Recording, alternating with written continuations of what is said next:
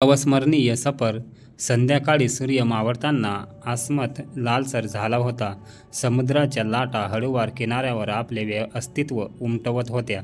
अशा या स्वप्नवत संध्याकाळी मुनाल आपल्या प्रिय मैत्रिणीबरोबर चौपाटीवर फिरत होती. तिच्या चेहऱ्यावर हलकं हास्य होतं, पण मनात काहीतरी गूढ चालू होतं. "काय झालं मृणाल, आज इतकी शांत का?" प्रियाने विचारलं. मृणाल थोडीशी हसली, पण तिच्या डोळ्यात भावनांचा जणू पूर आला होता. "काही नाही ग, फक्त जुन्या आठवणी जाग्या झाल्या," ती म्हणाली. प्रियाने तिचा हात धरला आणि हळूच विचारलं, "आकाशबद्दल?" मृणालने नुसताच मान डोलावली. आकाश तिच्या आयुष्यात आलेलं पहिलं प्रेम. तो उंच, स्मार्ट आणि अत्यंत हुशार होता. त्याच्या डोळ्यात एक वेगळी चमक होती. महाविद्यालयातल्या पहिल्या दिवशीच दोघांची भेट झाली होती. एका मित्राच्या वाढदिवसाच्या पार्टीत त्याची ओळख झाली आणि त्या रात्री दोघांनी बऱ्याच गोष्टी एकमेकांशी शेअर केल्या. "माझं एक स्वप्न आहे मृणाल, मला जग पाहायचंय, वेगवेगळ्या ठिकाणी प्रवास करायचा, वेगवेगळ्या संस्कृती समजून घ्यायच्या आहेत." आकाश म्हणाला होता, "माझंही तसंच काहीसं आहे.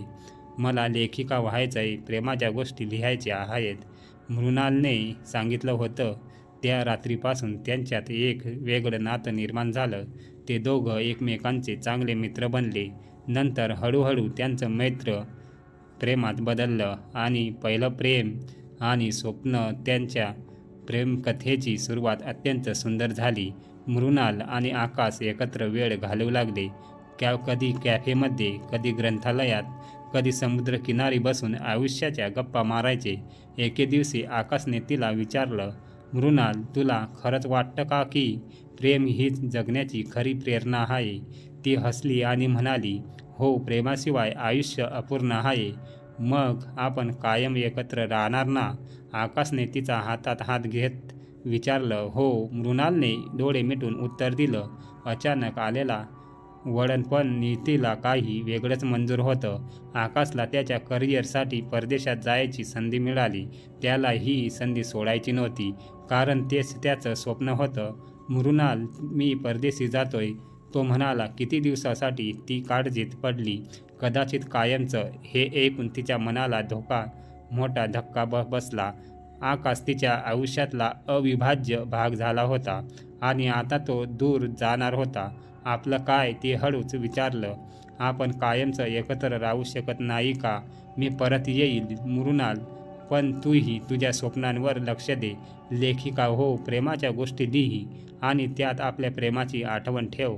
तो म्हणाला. विरह आणि नवा प्रवास. आकाश निघून गेला. पहिल्या काही महिन्यांपर्यंत ते दोघं रोज बोलत होते, चॅटिंग करायचे, व्हिडिओ कॉल करायचे. पण जसजसा वेळ गेला तसतसं त्यांचं बोलणं कमी होऊ लागलं. दोघंही आपल्या आयुष्यात व्यस्त झाले. मृणालने लेखक सुरू केलं आणि आकाश त्यांच्या करिअरमध्ये पुढे जात राहिला. एक दिवस अचानक त्यांचा मेसेज आला, "मृणाल, मी एका व्यक्तीला भेटलो आहे.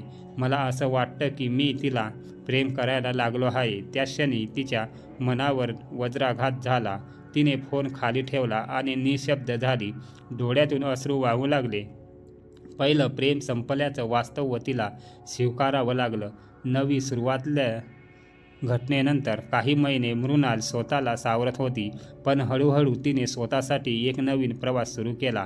तिचं पहिलं पुस्तक प्रकाशित झालं आणि ते वाचकांना खूप आवडलं.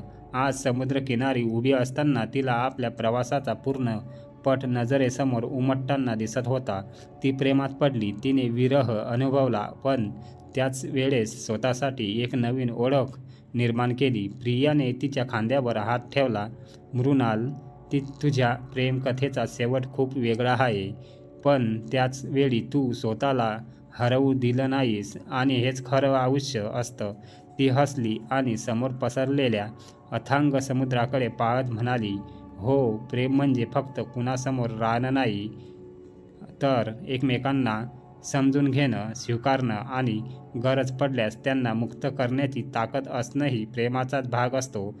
त्या संध्याकाळी समुद्रकिनारी तिच्या मनात एक नवीन कथा आकार घेत होती. तिच्या स्वतःच्या आयुष्याची गोष्ट, शिक्षण, प्रेमाच्या विविध छटा. ही कथा आपल्याला शिकवते की प्रेम केवळ मिळवण्यासाठी नसतं, तर ते अनुभवण्यासाठी आणि त्यातून शिकण्यासाठी असतं. कधीकधी प्रेम आपल्याला हवं तसं मिळत नाही, पण त्याचा अर्थ असा नाही की ते निरर्थक असतं. खरं प्रेम आपल्याला बदलतं, वाढवतं आणि आयुष्य समृद्ध करतं. धन्यवाद. अशीच कथा पाहण्यासाठी माझ्या चॅनलला सबस्क्राईब करायला विसरू नका.